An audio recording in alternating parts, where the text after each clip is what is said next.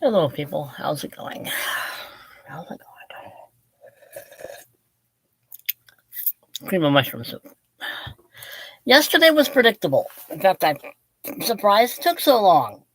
And anybody out there who didn't think that would happen in Pennsylvania and Donald Trump being shot at and hit and everything else, if you don't think that that was not predictable, where have you been since Donald Trump first ran for president the first time? I'm not surprised.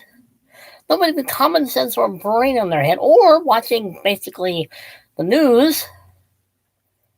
I mean, I guess some of the things I know. Look, I know liberals. I have a few friends who are, and what they're writing really baffles me about them when they tell me that somehow they're not the problem and they're not causing some of it. Seriously, I'd like to know why people are shocked by this or surprised. It has been drummed up since when he first started running for the presidency the first time. I'm not surprised. I'm not shocked. I'm not surprised at all. I knew it was coming. You know why I know it was coming? It's called paying attention.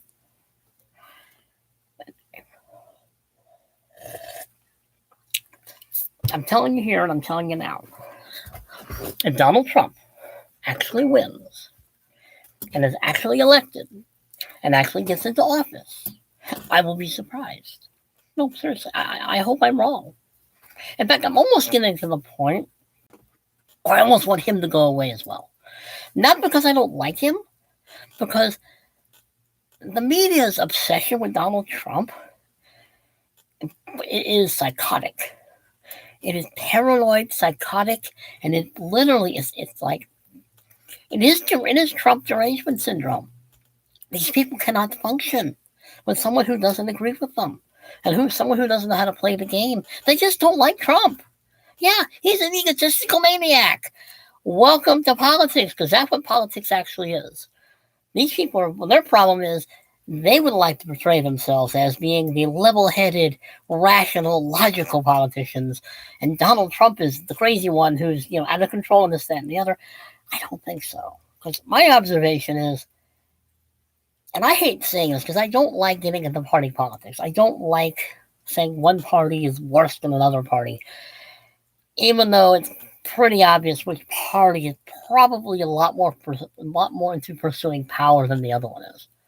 Even if Donald Trump wins, even if he wins the election, the Democrats in the Congress and in the House and the Senate aren't going to do anything. They didn't do anything the first time. They were too busy making sure that they obeyed their Democratic masters. And if you think there's a two-party system, you're fooling yourself. I don't think we've been a two-party system in a long time. I mean, I've look, as much as I don't like talking about politics, and as much as I don't like talking about politics, because politics is divisive. Because no matter what I say, it's going to be taken divisively. No matter what anybody says, politics is going to make sure that it divides people. That's what modern politics is all about. Donald Trump almost being killed yesterday doesn't surprise me.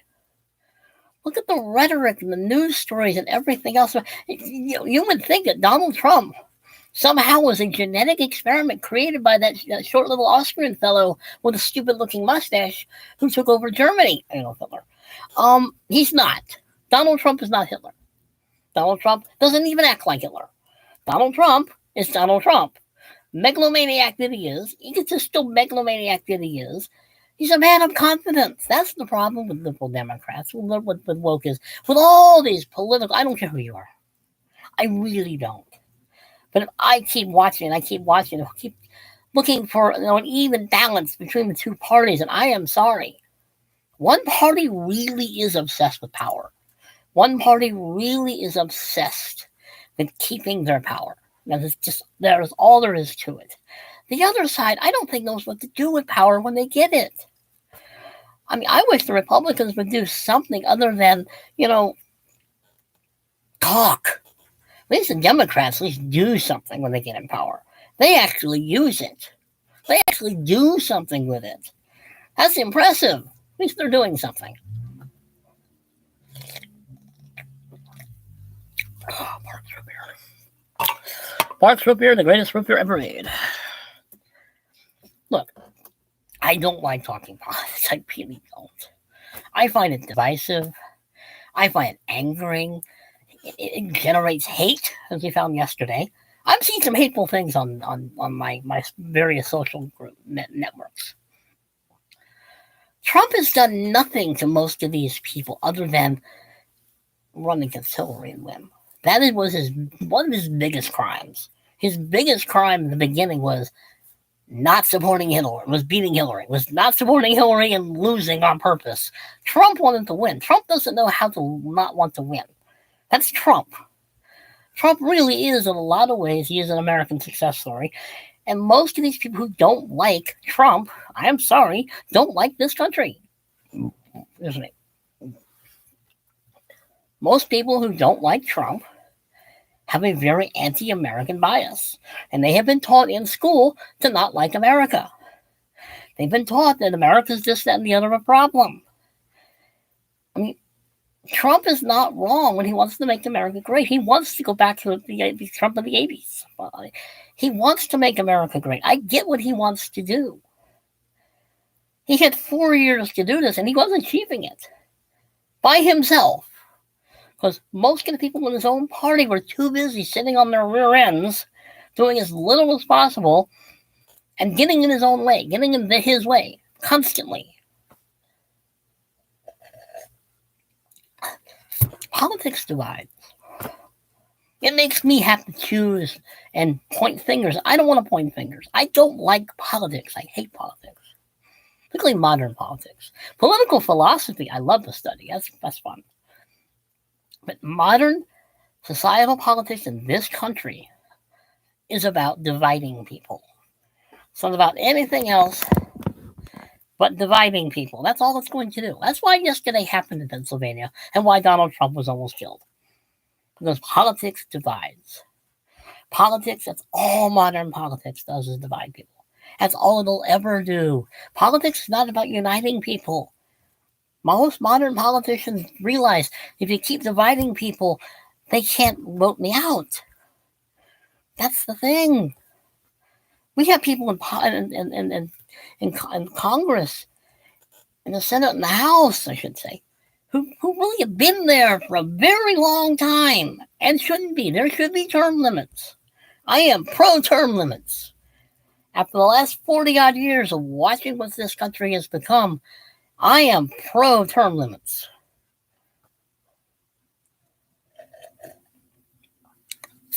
Pretty much. Look, I have a lot of Democrat friends. I do. I'm pretty sure I do. I'm pretty sure. I know I have at least one liberal friend who can't stand Donald Trump and hates him and wishes the guy had killed him. I haven't responded to it because I'm not going to. But you know what? She's allowed her opinion, as wrong as it might be. She's allowed her opinion. Now, I don't know how she explains that when she claims to be a Christian at the same time, when you're supposed to pray for those you don't like. So another thing about the church and politics, this is why I cannot stand it when Christians get involved in politics, because politics always wins. Why do you think the church became what it became once they thought Constantine had been converted? Because politics took over. The gospel didn't take over. The Bible didn't take over. Christianity didn't take over. Politics said, I can use those three things to run the show still. That's all politics is I want to control other people's lives, but I want to make it look like I'm helping you. As Ronald Reagan once said, the scariest thing you can hear from governments, we're here to help you. They're never there to help you. They're there to tell you how to do it and take over and make sure you do it their way. I'm not surprised yesterday happened.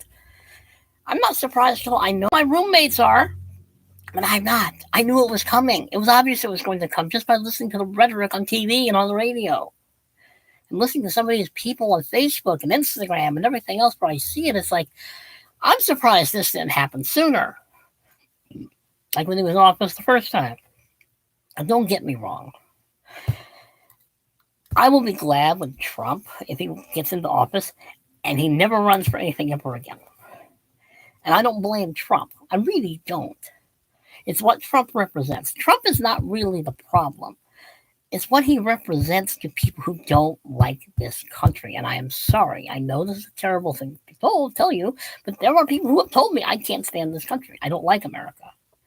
And I'm not sure they've studied American history enough. I know they haven't been taught it, not real American history, because the church has failed these people. The church was so busy playing games that they haven't taught any of these people how to be good citizens without having politics be part of it. And once again, as I keep saying, and I'm going to keep saying it, if you need politics to tell you how to govern yourself, let alone help be a better society, there's a problem. You don't need politics to be a decent human being. You don't need politics to treat people decently. You don't need politics to help each other. If you think you do, you're the problem. But too many people have got it in their heads that, politics and the gospel and the church, they can function as three. No, they can't. They can't. Because, as I've said many other times, politics is about human ego. Politics is about pride and human ego and look at me, see how important I am. And the Bible and the gospel is about humility. And which one do you think human beings prefer?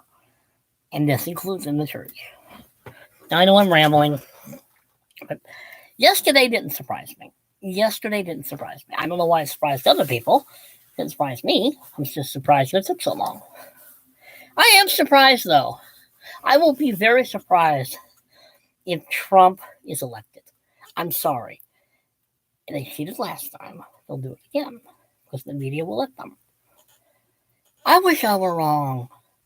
I would like to believe that the election system works and it's fair and it's honest and it's upfront. And I'm sorry. After the last some odd years of watching what's happening, it's broken. The electoral system is broken in this country. Because one, we have too many politicians who are making a lifelong career. There's got to be term limits. There's got to be term limits. Oh, I love cream of mushroom soup. I know, I'm trying to lighten up the mood for a few seconds. I mean, I'm not surprised. I'm glad the man survived. Look, if Joe Biden were shot at, I would not want the man to be killed by anybody. Okay? He's a symptom of a bigger problem. He's a small symptom to a much larger problem in this country. And with politics. And American politics. Do I think he's a good president? No, he's a terrible president. My reasoning mostly is medical. He doesn't look well. He doesn't sound well. He does look like a man fighting something, which is unfortunate. He shouldn't be president because he's not well. To me, it's a medical thing.